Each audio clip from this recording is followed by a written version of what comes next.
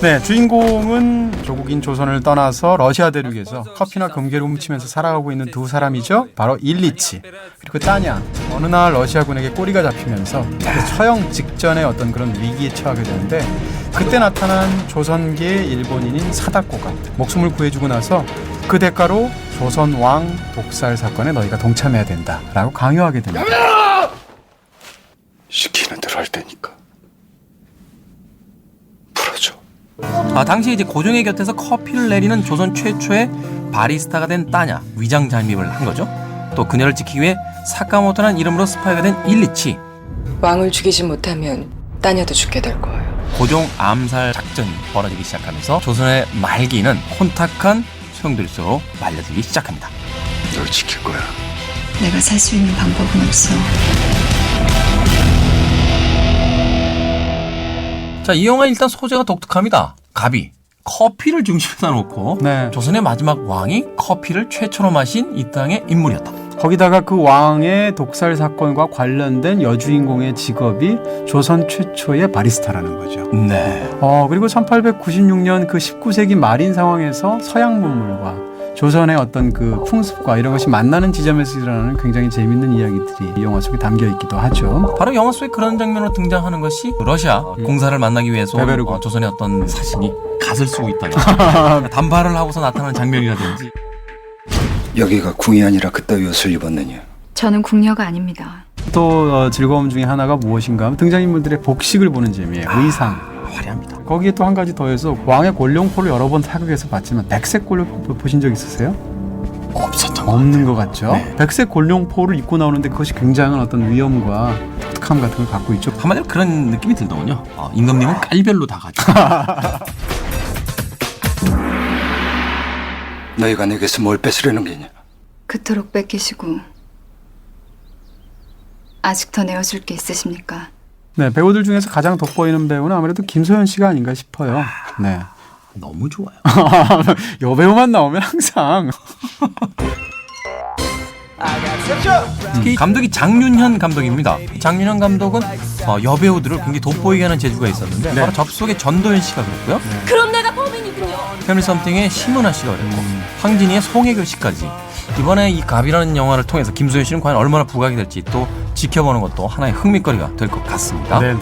그런데 이 영화 원작이 있었다고는 합니다만 영화적으로 각색이 되는 부분에서 그런 어떤 완성도를 보이고 있는지. 이 영화의 장점이면서 단점일 수도 있는데 먼저 짚는다면 이 영화에 거의 모든 게 다 들어있어요. 영화가 딱 시작을 하지 않습니까? 그러면 주진모 씨가 광활한 그 러시아 벌판을 무대로 해서 기차 속에서 액션 활극으로 영화가 시작을 해요. 네. 그러다 영화가 본격적으로 시작하면 제목이 가비인 것답게 커피에 관한 갖가지 정보들을 늘어놓아야죠. 스트라니아 이꼬리케 부쿠스코페 안나카 예보 이즐리식 니다요 빠초스트 바바치 이드르코이 부쿠스코페 군주의 위엄도 보여줘야 되죠. 한 남자와 여자의 사랑도 보여줘야 되죠. 4시간짜리입니까?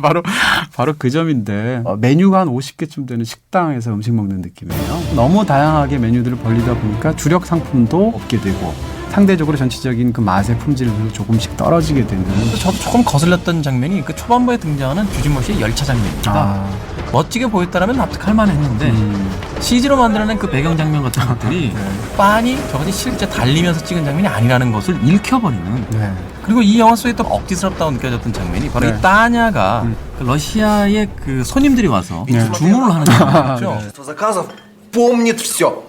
Вы предлагаете пари? Пари, потом поменяемся местами. 이 따냐라는 캐릭터를 설명하기 위한 어떤 장면이었음에도 불구하고 좀 억지스럽다라고 해야 되나요?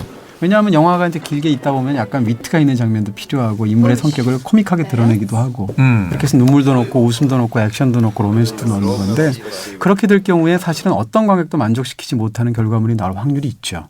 그래서 이 영화를 보다 보면 절충적으로 영화를 만든다는 게 꼭 좋은 것은 아니다라는 생각들이 굉장히 강하게 드는 거고요. 네.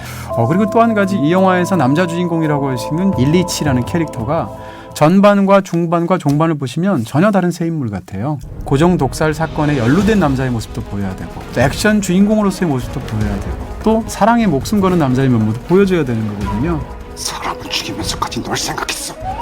그러다 보니까 서로 다른 새 인물이 그냥 주진모라는 하나의 배우에 의해서 연기되고 있는 것 같은. 사실 행동의 변화를 보일 때의 어떤 동기라고 해야 될까요? 그렇죠. 설명이 안 되다 보니까 갑자기 왜 저러지라는 무슨 생각을 하는지.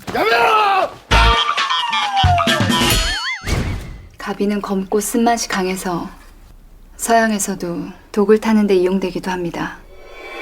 왕 독살 사건이라는 그런 사건을 다루면 당연히 스릴이 있고 미스터리가 있어야 되거든요. 근데 이 영화는 영화 초반에 이미 모든 것을 다 알려줍니다. 따냐는 조선왕을 독살시키고 사카모토는 조선의 군대를 무력화할 겁니다. 영화에서 가장 중요한 독살 사건을 사전에 미리 다 털어놓았다면 어떤 반대급부가 있어야 되잖아요. 예를 들어서 추격자 같은 영화를 보면 영화 초반부에 누가 연쇄살인지를 다 알려줘요. 그럼에도 불구하고 그 영화는 끝까지 굉장히 흥미진진하잖아요. 추격전부터 시작해서 그 악마적인 인물에 대한 묘사까지. 그런데 이 영화는 그렇게 대체할 수 있을 만한 또 다른 매력도 없는데 초반에 그런 미스터리를 공개를 했다는 거죠. 보기에 좋은 옷이긴 합니다만 입었을 때 좀 불편함이 느껴지는 듯한 좀 이야기적인 완결성이라든지 또는 캐릭터의 부족함 때문에 느껴지는 아쉬움이 좀 컸던 영화가 가비가 아닌가 하는 생각도 해봅니다. 그렇습니다. 자, 그렇다면 이 영화 가비 별점 몇 개 주시겠습니까? 네, 이 영화에 대한 제 별점은 2개입니다.